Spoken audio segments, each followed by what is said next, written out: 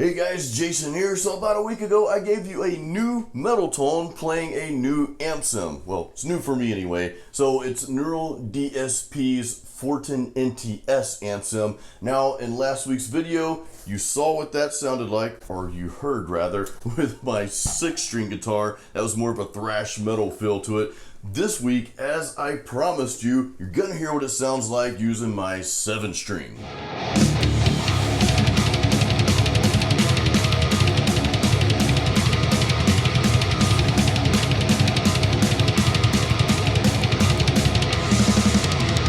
Like last week's video, I'm going to break this up into 3 different sections. I'm going to let you hear what it sounds like just with my 7-string, nothing else. Then you're going to hear what it sounds like in the full mix, which that's always the important piece. And lastly, I'm going to share with you my exact settings that I use with my 7-string for this video, and I'll kind of break down some of the features again, because I think I missed some last time. All right, so let's hear what it sounds like by itself.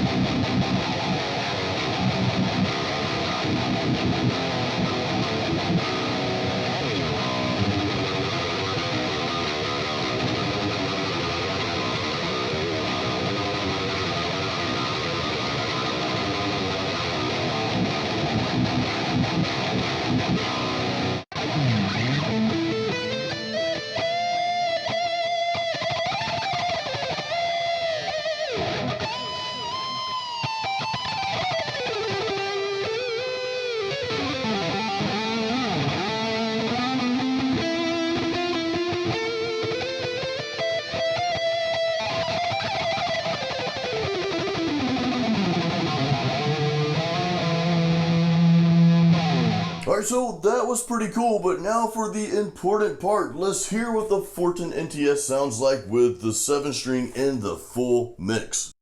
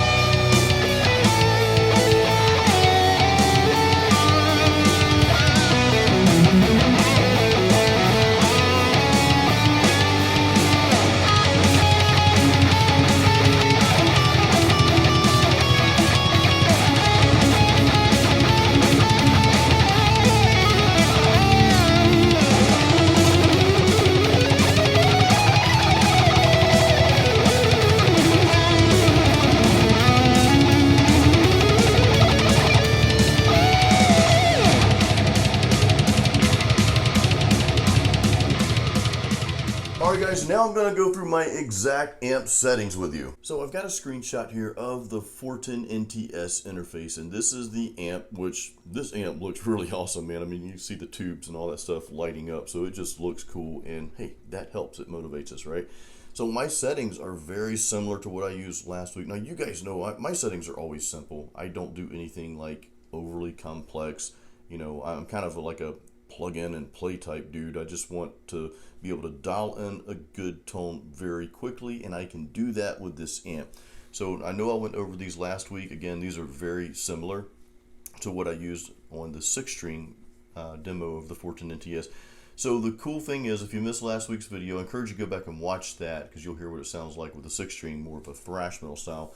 But I'm going to go over these settings just real quickly here. So you've got the girth. If you look to the left of the amp there, right where the input is, you've got what's called girth and grind, and you can dial in some pretty killer tones with both of those. They just give you an extra edge. They both work you know, really well together. Just play around with those. You see I've got mine set at like, you know, 6, 7, 8, something like that. So the gain, when you move over to the right a little bit, the gain, I set that at about 7. It's kind of about the same. And that's typical for me for rhythm playing. I mean, it's usually anywhere between like 6 and 7. I don't crank the gain all the way up, because then that kind of gives you a muddy tone, and I want you guys to be able to hear the notes with clarity. My volume straight up and down. The bass, I normally turn the bass down on most amp sims, but this, I can boost the bass a little bit, and it just sounds really good in the mix. And again, you know, that's really what counts, is does the amp sound good in the overall mix.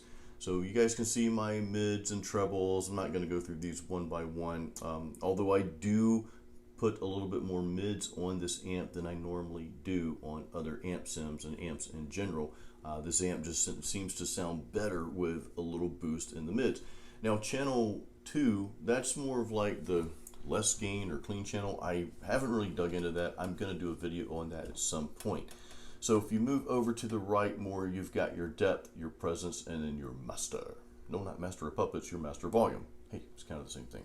All right, so let's move on to the cabinets here. Now, as you can see, you've got your 2 speakers and you've got 2 mics. If you look to the left, kind of the upper left part, you can see I'm using the Dynamic 57. That's, of course, modeled after the Shure SM57 mic. That's kind of like the culprit of metal amp mics. Now, last week's video with the 6-string, I used the Dynamic 57 on, you know, for both mics here. This time I changed it up a little bit. If you look over to the right, the second mic there, I'm using the condenser mic here, the condenser 184. And I think the two mixed together, the dynamic, I can't speak today, the Dynamic 57 and the condenser 184, those blend really well together. Now the difference is I've got the Dynamic 57 a little closer to the cone to give it that bright punch. And then I moved the condenser mic a little bit more off the cone, and I also backed the distance off just a little bit there. So that to me just gives it a really, really nice blend. Now, what I'm not showing you here, now I use the same cabinet for both tracks. You guys know I always record 2 rhythm tracks and a hard pan each one. What I'm not showing you here is, as I dig into this more, I'll probably use a different mic setting for one of the tracks, and that's because I don't want both rhythm tracks panned. I don't want them both sounding exactly the same. I want a slight variance between the tones. Doesn't have to be like a tremendous, you know, tone change, but I do want a slight variance. So I usually do something a little different to the EQ and something a little different to the cabinet and mic settings, just to give it that slight change. And you guys have watched my past videos, you kind of know how to do that. And I'll make another video on that if you guys want to dig in, you know, more of that. Lastly, I want to show you guys the pedals that comes with this amp sim. Again, I showed you guys this on last week's video with the 6-string. I kind of dug into this just a little more. Now, this Zuul, the first pedal there you see on the left, is, I think it's called Zuul. Zuul. Kind of sounds cool. It's like a death metal song, or it could be. So that pedal, I think, is more of like your noise gate. Then you've got this Hexdrive. Didn't use that this time. I tried playing around with it some, and it does sound cool. That's more, I think, of like your Tube Screamer type sim. I know it's not modeled after the Tube Screamer, but it gives you that same effect.